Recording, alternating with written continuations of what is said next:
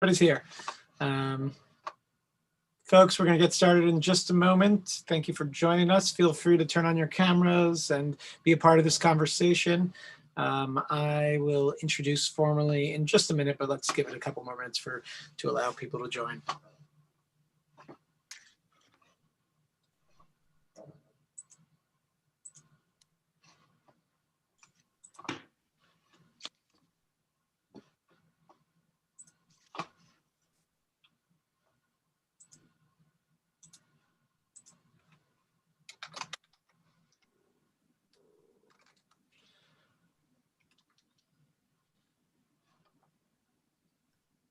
Okay, folks, we're going to get started in one more minute. I'm just going to give another moment for everyone to get settled into their Zoom, get your drinks, whatever you need. I'm excited to host this panel and get it started in just one more moment.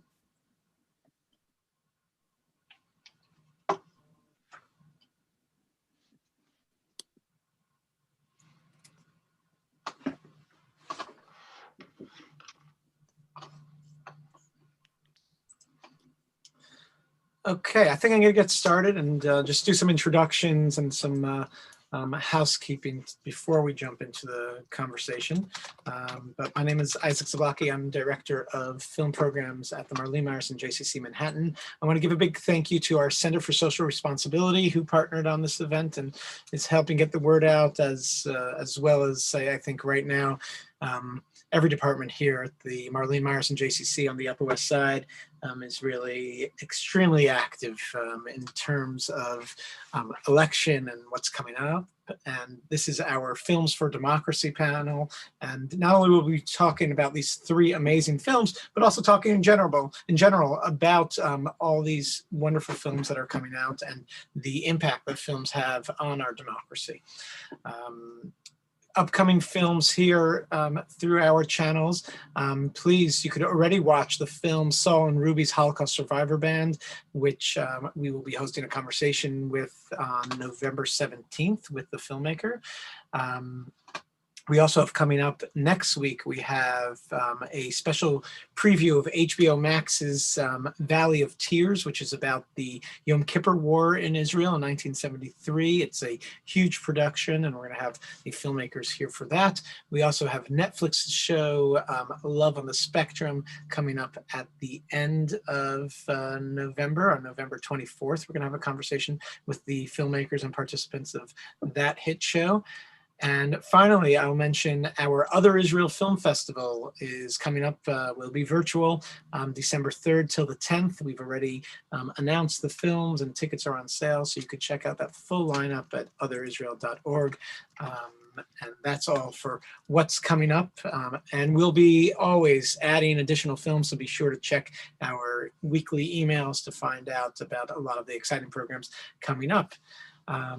But for right now, we're excited to host here our Films for Democracy panel. And we've given you the mission of watching at least 3 films that relate to these upcoming elections. We were debating if to do this event on Election Day. I'm not sure the filmmakers would have been available, or to do it just before Election Day, which works for us. Hopefully this is a good distraction, some inspiration for the upcoming elections, and might even give you a moment before the elections to still do something. So that's why I'm glad we're having this conversation here today. And we have 3 fantastic films. I'll introduce the filmmakers from each one. First of all, we have Hillary Bachelder, I get it right, from Represent. Hillary, hi. Hi. Thank you so much for being here. We have Kahani Cooperman and John Hoffman from The Antidote. Hi, folks. Thank you for joining us. Thank you. John, you're there too? Here. Just making sure everybody gets them in their feed. And then we have Liz Garbus and Lisa Cortes for All In, the Fight for Democracy. Hello. Thank you all for being here and for being a part. These are three fantastic films. I have to admit, I'm gonna start off by saying that we were like talking about what to do for in terms of the lead up to Election Day within the film department, and making a list of all the fantastic films that have come out recently, come out in the last 4 years, or come out throughout history is a really fun thing to do because there are a lot of great films. We've done Election Day here at the JCC through films in many ways of having different series. I think actually from my first year at the JCC, which was probably, it was an election year, so it was 16 years ago, we were hosting panels and programs and using films. Films are an intricate part of elections. And this year, more than ever, I am seeing amazing films coming out, and we know that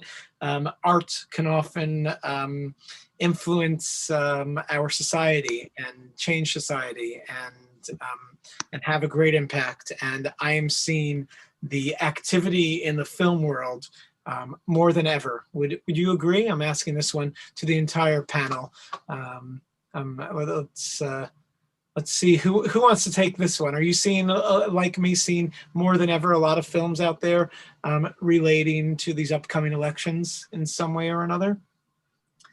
I can start with Hillary because I see you're unmuted already. Hillary.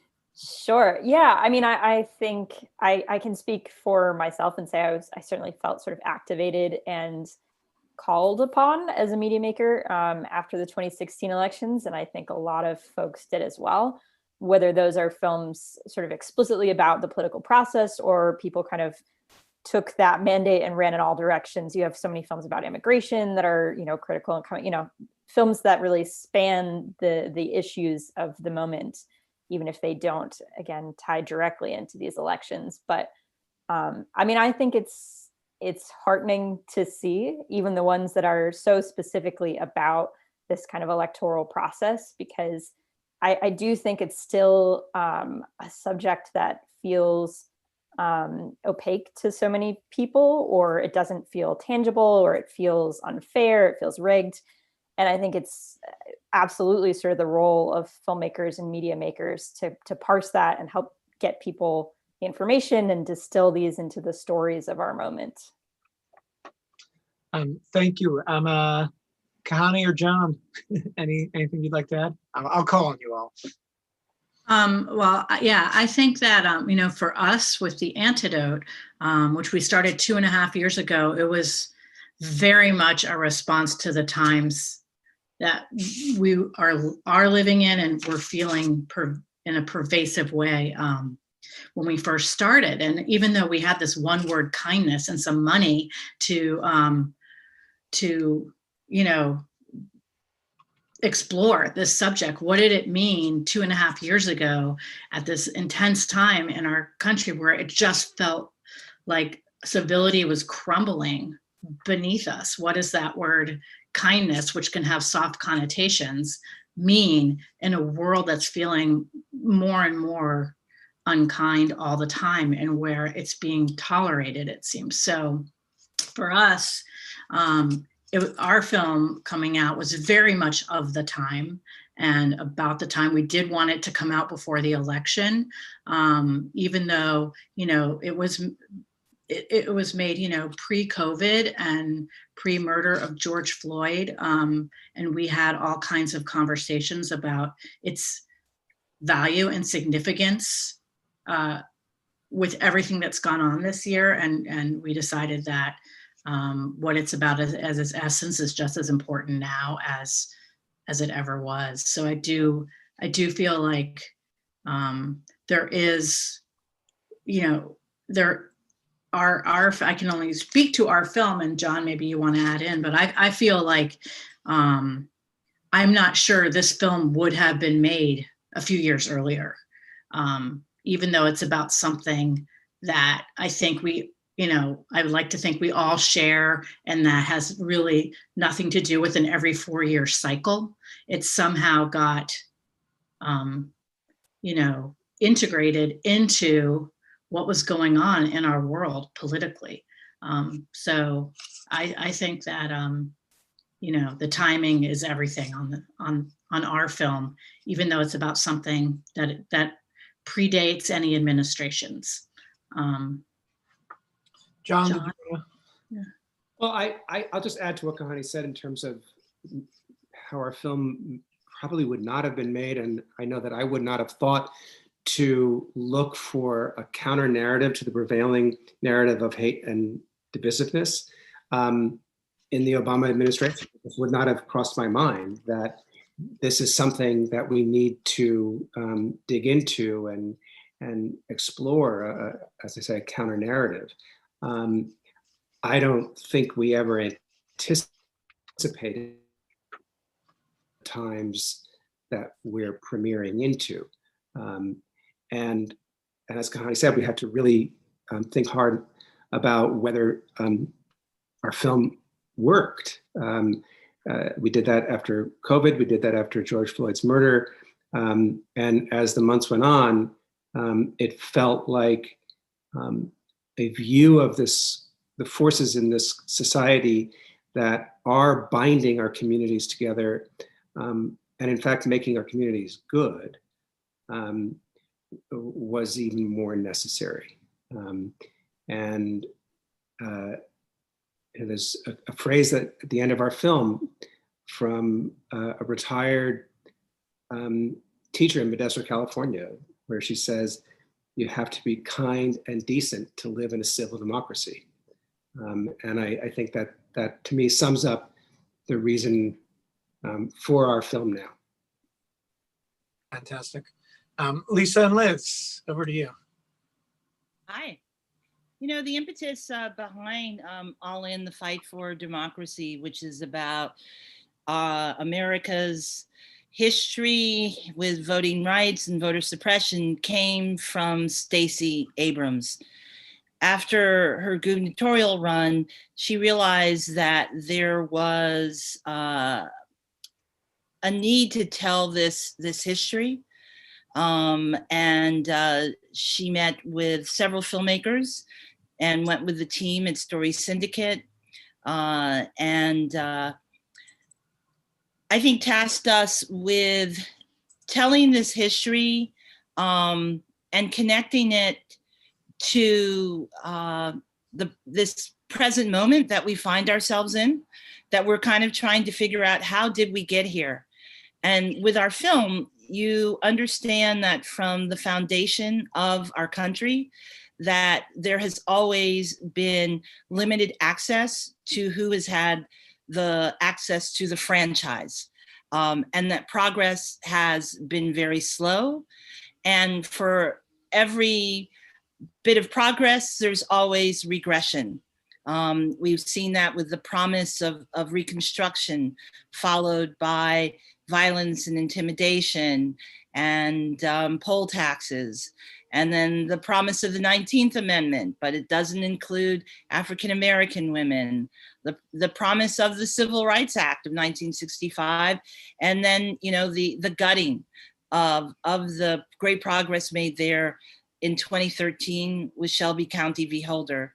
So in looking at our history and looking at Stacey's run for governor in 2018, there was this unique opportunity to provide context and framing for this power playbook that I think we as Americans find ourselves caught up in.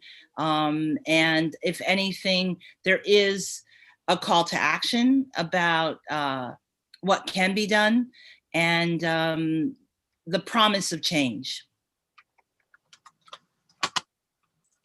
Liz, did you want to add? Well, Lisa's answer was so beautiful, so I won't take long. I think that one of the things, and I see it. I'm zooming in from my car where I'm canvassing in Pennsylvania, and it was part of Stacey's mission in reaching out to us was taking so many folks think it's hard for them to vote, or how all the obstacles that people find, or if they go there and they're told that they're not registered, or they already voted, or they're in the wrong spot, and there's a sense that they did something wrong, that I messed it up, oh, I must not have done something. And in fact, just recognizing it as structural. So that the individual sees that this is part of the larger plan. Now, that doesn't help you get through the suppression, knowing that it's not just you, but hopefully it makes you feel outraged enough that you'll stay on that line for 5 hours. No one should have to, but this is the only way we're going to get any reform. So I think in putting together All In, it was about looking at this present moment as not a bug, but a feature of our system laid bare. Thank you. And this actually leads me perfectly. You've all done this a little bit, but I'm not sure everybody has seen all 3 films of our audiences. I hope members of the audience have seen at least one. If not, you have your work set up to you in the next, few hours. You have one night to go. Can each of you tell us a little bit about your film? Where did it start for you? If you haven't mentioned that yet, how did you choose your subjects? And a little bit of an update of where they are today. I will start this time. Let's go backwards in the order. Let's start with the All In folks.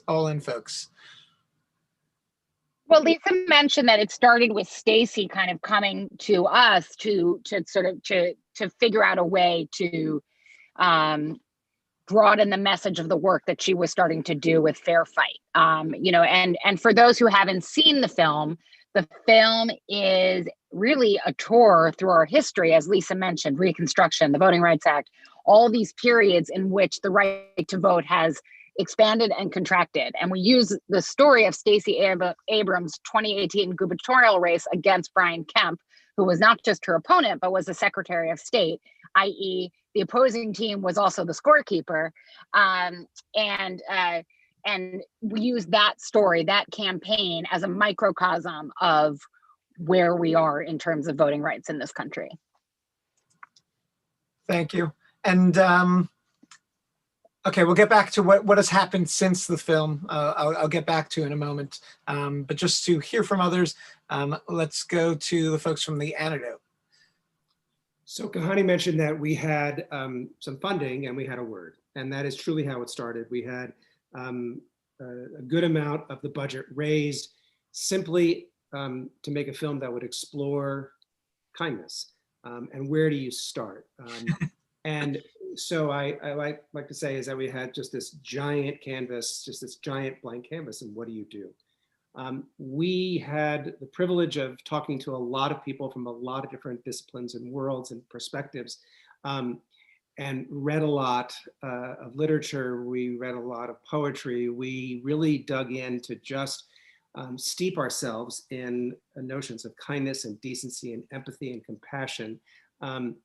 And we made a decision at one point, just put that all away and ask ourselves, well, when all is said and done, what do we want the film to have addressed? What do we want to have taken on? And out of that conversation emerged 6 questions that we felt the film had to answer, that we had, if we were going to feel like we had really made something that was beyond just this notion of random acts of kindness, but if we're really going to explore sort of an intentional sort of desire to lift others up, for what? In what kind of capacities? So we came up with 6 questions. How do we raise our children? How do we teach our children? How do we take care of the sick and the dying? How do we live and work together? How do we welcome the stranger? And how do we lead? And we felt that these sort of covered the lifespan, and they also covered our experience in the world. And so we started looking for stories, and then Charlottesville happened. And it was this incredibly stark reminder that we live in a country that has a terrible history of racism and violence, and that we had to make a film that demonstrated awareness of the times we were living in, and what we came to just call the fundamentally unkind ways that this that people in this country behave, and that as a society we have not really fully come to terms with. And so we said that we had to find stories of kindness and decency and the power of community that answer those 6 questions, but we're actively working against the sort of fundamental unkindnesses. That it's fundamentally unkind to not have a safe place to sleep. It's fundamentally unkind to not have access to healthcare. It's fundamentally unkind to not be paid a living wage. And the injustices of racism and sexism and homophobia are just fundamentally unkind. So it's through those lenses that we started looking at the world and started looking for programs, efforts around the country of people doing consequential work to lift others up and make their lives qualitatively better in the face of those fundamental unkindnesses. Kahani, maybe you could give us the update on where people are from your film and what has happened since. Sure. So we landed on 9 stories that are woven throughout the film, and you know, if we are successful, they all end up speaking to one another. There's a chorus building throughout the film, and so in those 9 stories, you know, I could go through each one, but you know, there's the top line is everyone is doing well. They are, you know, there's been no COVID deaths, thank God, which was not the case with my previous film and the subjects. So everyone is dealing with it, and that's everybody from a 105-year-old, you know, refugee from the Democratic Republic of Congo who has resettled in Alaska, and she is doing well, and so are her family members who she joined, to, you know, a 9-year-old full of wisdom in another part of the country. Are, you know, I don't know how many people have seen the film, so I can get into specific characters, but each community that we explore and drop into has really stepped up, and no surprise when you see the film, they have stepped up to do what they need to do and meet the challenges of certainly 2020 and all that it has wrought upon everybody. But the main thing is that they were doing all this. You know, I feel like you know, kindness can easily be perceived as a very soft thing, and when you tell people you're making a film about kindness, it's like, you know, they're maybe like one step away from like a slight eye roll, because they think like, oh, how sweet. But our film is not sweet. You know, we really were going for, as John said, we wanted to point out intentional acts of kindness, not random acts of kindness. Not that those aren't important, because they are, but these are all very well thought out people who are looking at their communities and looking at the world around them and their neighbors and their people, and they're making big decisions about how they're going to behave and their responsibilities in these worlds to lift others up. And so to have these 9 stories interwoven of people doing that, they were doing this already before we started to make the film. They were doing it for the last couple of years when I needed a balm personally to remind me of, you know, good things that were going on, and they're going to continue to do it. So their work is ongoing, and everyone is thriving and healthy. And one of the most amazing things was when we had a friends and family screening that brought all of these 9 stories.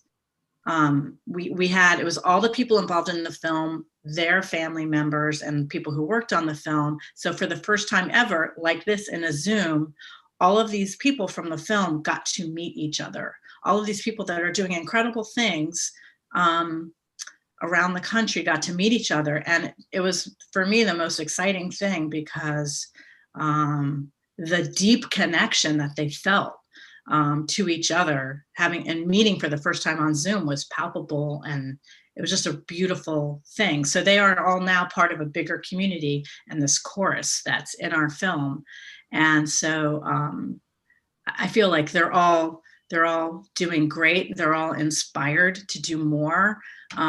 They are as kind of beautiful and ordinary as they were when we started filming them. And they're all keeping up the good fight. And so I'm really happy for them. We've been in touch with almost every single person, and everyone is very, very connected to this film, because it was almost like they were all little parts. They had no idea how they were all going to fit together.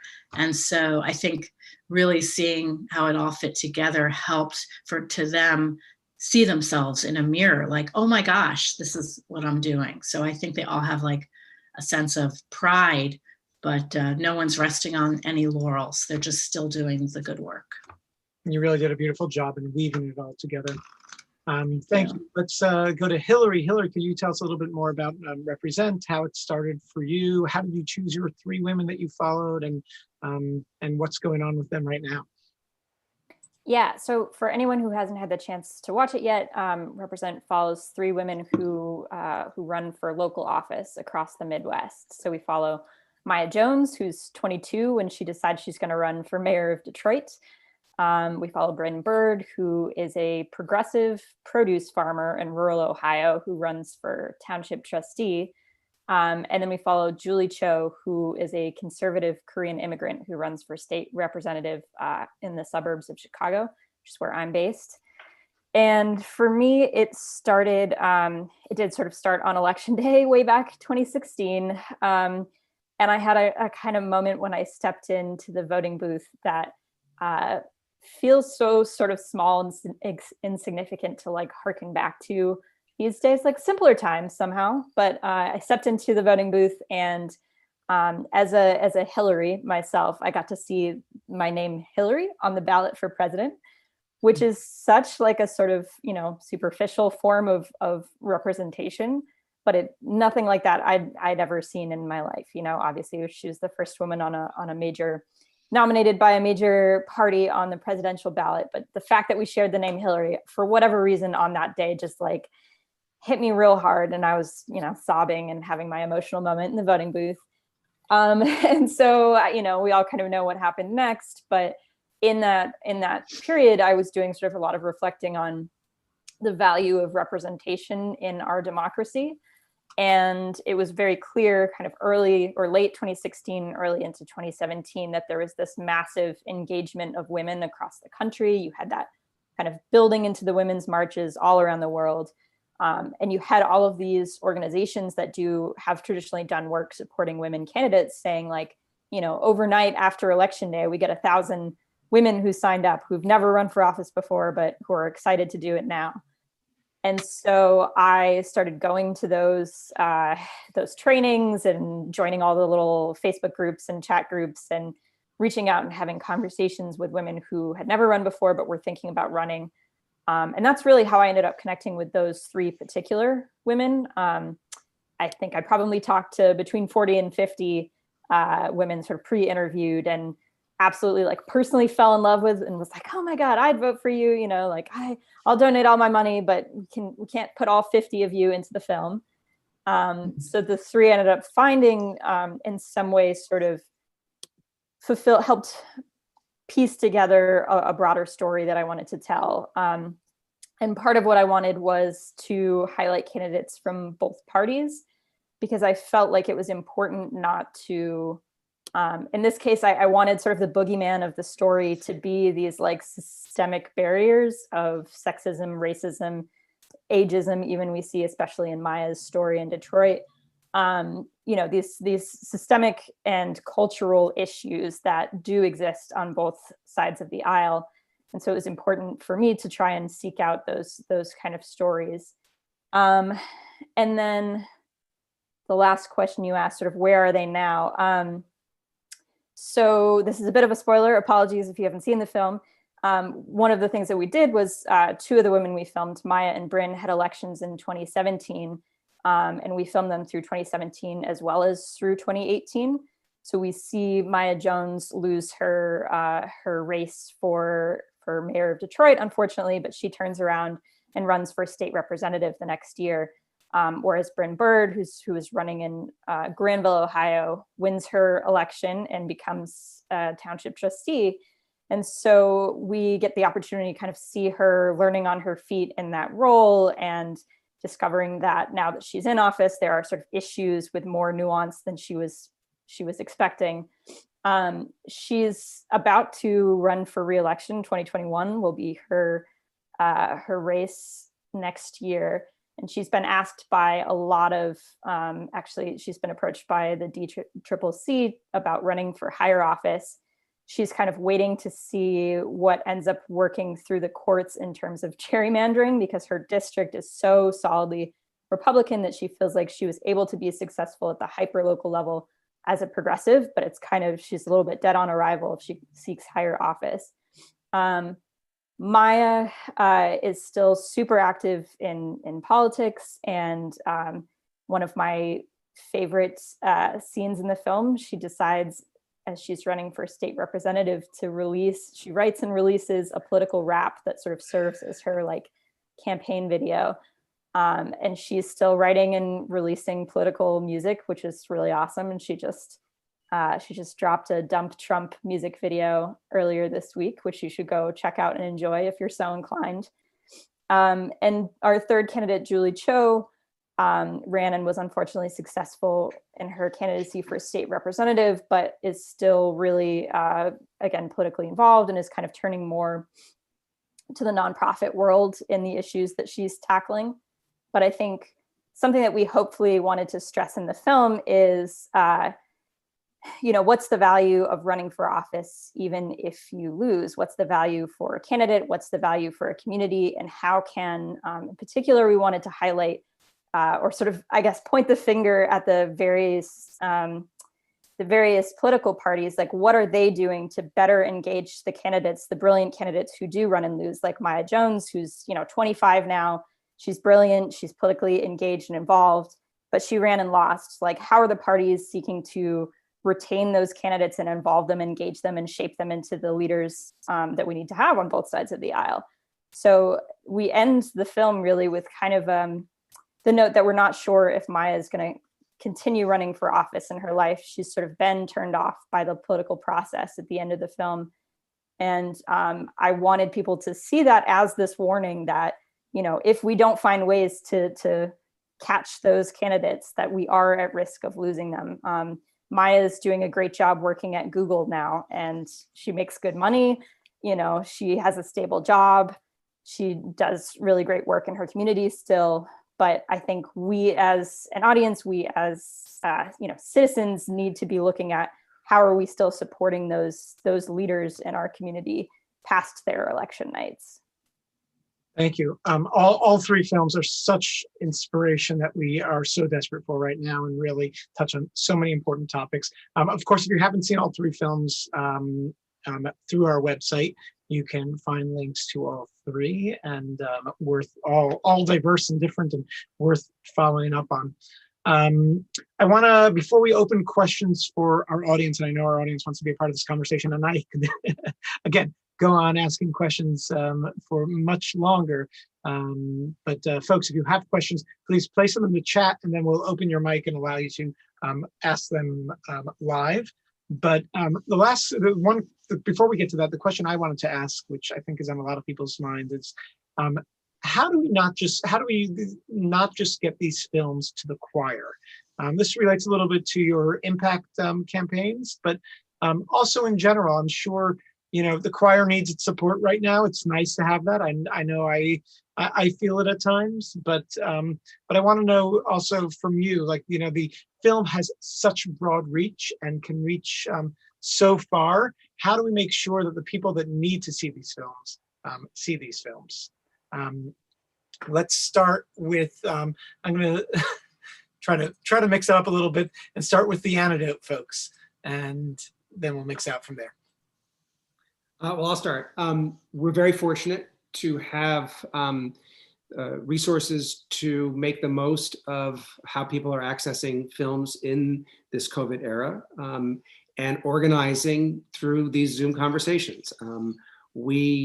When we started this film, we couldn't foresee this, and we always believed that our film would be a wonderful tool to start conversations in communities about sort of what are the gifts and talents in their community that people should be identifying and nourishing. But now through Zoom, we have to find another way to do that, and we took that pivot.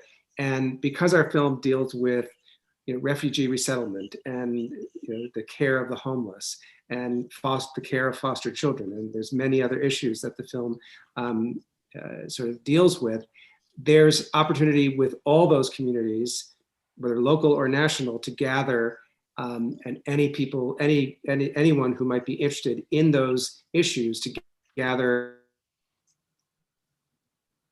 from the film in the work that they see others doing. And our films have the potential to sort of open hearts and minds in ways that maybe other forms of communication don't, because there's an immersive quality to documentaries. And so I think that we're following the path that everyone here in this conversation is employing, and so many others employing, in really trying to stimulate conversation. And we're having events that are involving, if there's 100 people here today, we're having events that are this size and much larger and smaller, but we have the capacity to scale this to any size, which is just this remarkable power that we have with this Zoom technology.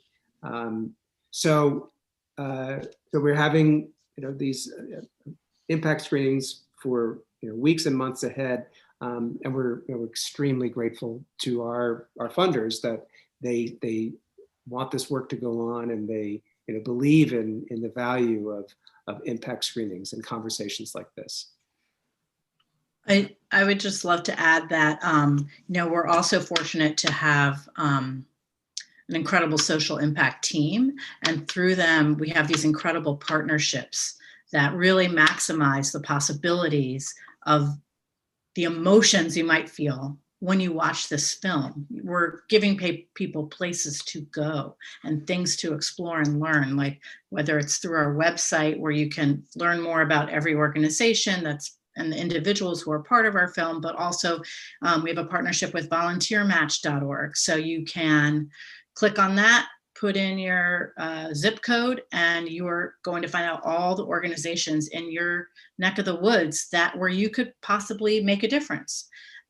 We also have, partnerships with the Jed Foundation and MTV and Human Rights Campaign, and just this incredible growing group of people who are seeing our film and getting it out then to their communities. So there's this beautiful ripple effect of people seeing it, and it didn't just happen. It's from a lot of planned, intentional work to try to bring in all the affinity communities that might have an emotional reaction to this response. What we didn't want is to affect people emotionally by this film, hopefully, and then they don't have anything to do with that and no way to channel it. So we're making sure that people know about our website, and that our website gives them really clear information. I know we're not alone in that here, about what they can do with that energy or that emotion that they're feeling in a really positive way. And that's a growing thing. We're really just, it's a work in progress, but it's already, pretty robust. And also, on there are the 4 beautiful stories that didn't make it into the film, but they're equally powerful about other parts of other communities, including like the farming community, a community in Appalachia, nurses in Cleveland, and an end of life unit in Los Angeles, and they're all there for people to see and hopefully be moved and inspired by, and push forward on. So it's this ever evolving, huge part of our campaign, and our film and our plan, literally from the very beginning. we always knew that this film, in addition to having people see it, ideally in community and generating conversation, that we wanted it always to generate action. And so, we've worked hard and strategically in thinking from very early on about how we can maximize the opportunities. So, it's exciting and hopefully impactful. And we've already gotten some like beautiful ripple effects happening from people who have seen the film in terms of how they're changing other people's lives. So it's satisfying and beautiful. That's wonderful. Wonderful to hear. Hillary, tell us a little bit about your impact campaign and how you're preaching beyond the choir. Yeah, I'll start with the choir first, actually, but because I think as Kahani is kind of talking about, you want people who are in your target audience to not just watch the film and pat themselves on the back and go like, oh, well, that affirmed everything I knew. I feel great about myself, and like moving on to the next thing.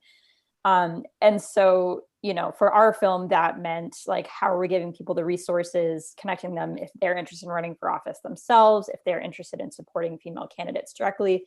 And a big one for us was kind of what are the rules changes that people can go forth and advocate for.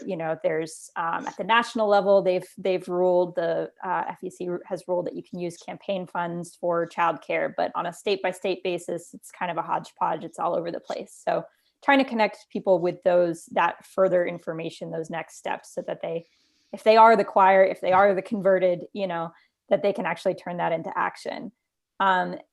In terms of, preaching outside of the choir, as I've mentioned, we were very sort of deliberate about casting a film that included both Democrat and Republican voices. And along the way, we really built a coalition of organizations that do support either bipartisan organizations that support candidates on both sides of the aisle, or specifically Republican kind of leaning organizations, specifically Democratic leaning organizations.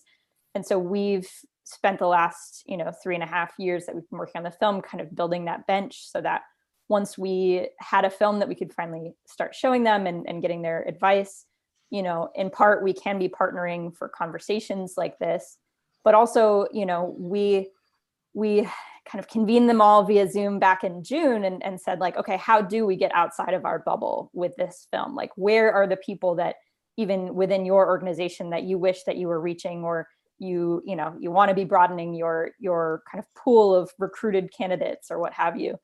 And so one thing that we thought was interesting, we were trying to connect to other organizations that might have these great women leaders who might not have considered themselves running for office before. So those might be like the teachers unions.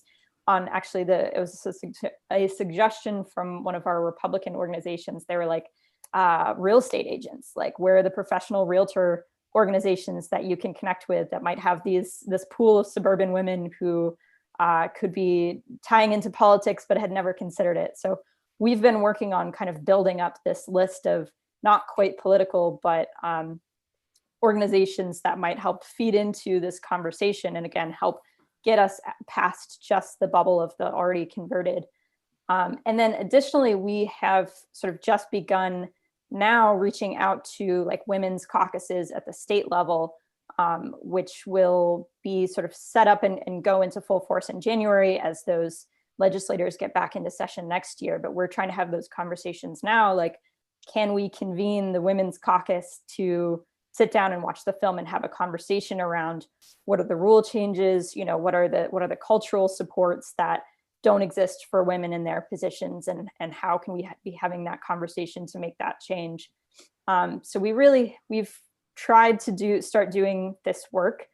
In part, I feel like, and I'm curious if the other filmmakers have had the same experience. In part, there's so much enthusiasm around the election that, there have been ways that tapping into that has been really great and really helpful for this film.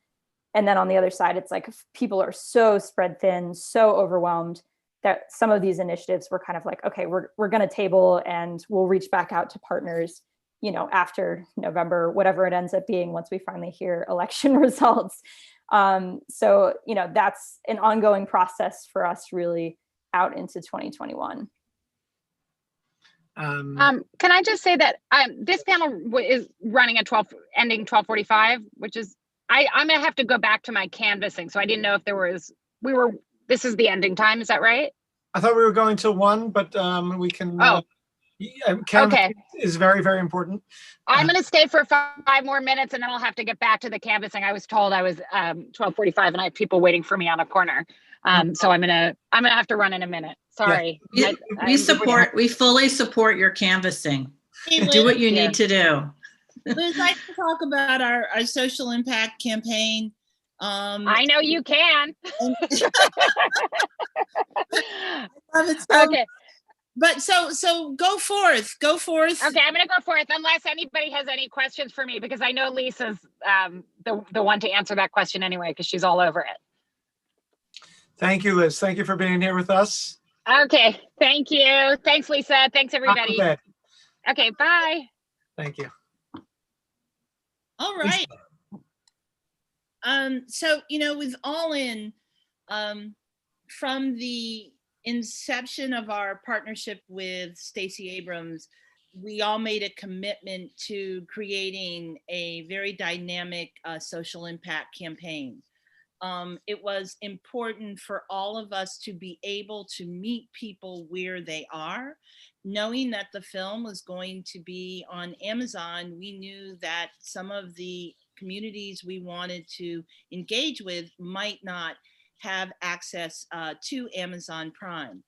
And so we worked with a great social impact campaign manager, Ben O'Keefe, and the Rabin Group, and we put together a think tank where we talked to people who actually had boots on the ground.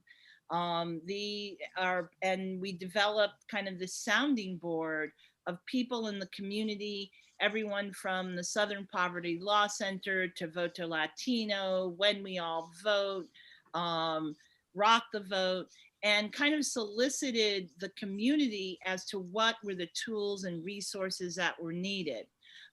Then working with Amazon, we set out to, on a very specific calendar, to roll out these resources.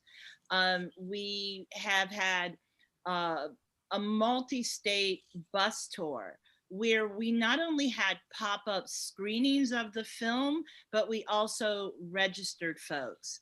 We gave grants to community organization who was doing the good work to allow them to use the tool as a resource. Something that was so important for us is we want this film to be of service. And as filmmakers, it was important to connect with communities and let them use it in different ways. We created a curriculum to Grow a Voter, which is focused on high school and college students. And it's all of these resources, in addition to figuring out, are you registered and where to vote, can be found on our website, allinforvoting.com. And we're continuously creating new content that we're sharing with our partners. Liz and I have spoken to all sorts of organizations. And we even put together a panel last week with the Universal Hip Hop Museum with, it was an intergenerational panel with young, with hip hop artists, because we wanted to get to that community, and we shared the film with them. Amazon has been a great partner in this process, and the film was actually has been available for free several times since its release. Once on National Voter Registration Day, and actually we just finished 3 days where the film was available for free on the Amazon Prime YouTube channel. We have mobile billboards out in the field now with the voter protection hotline number. you know, on both on our personal level, you know, we're poll working, and as you saw, Liz is canvassing.